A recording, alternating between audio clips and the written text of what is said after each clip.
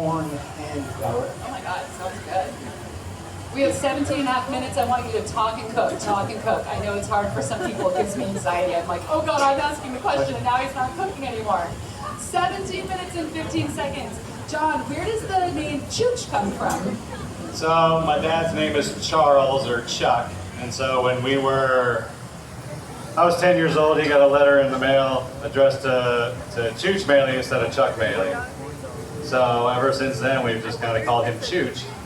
And so the whole concept has always been designated to him. Nice. And what kind of food are you known for? What do you usually cook? Back in the day, I kind of labeled it as refined rustic, but you know, it's really, it's a refinement in flavor and technique. So we'll take a head of cauliflower and put it on the plate 5 different ways, you know, cauliflower snow, puree, whatever we want to do. It just gives you kind of a chance to experience what's different besides cauliflower. There's different textures, different flavors. You can incorporate other things. Say you add brown butter to cauliflower puree, now you can automatically add like candied almonds or something like that to the dish because you've added that nut flavor and that brown butter, right? So I just like to kind of, you know, influence people's brains and say, hey, like food can be different, right? You got your Chevy tweezers on your apron. I do, yes.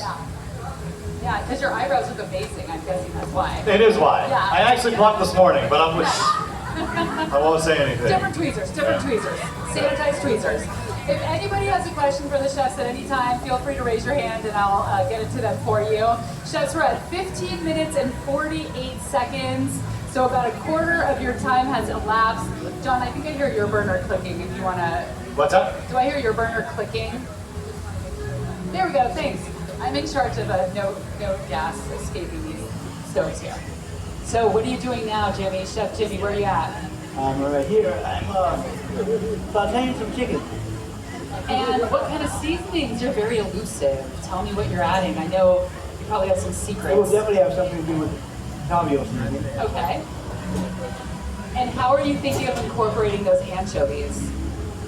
Very little. Not a fan?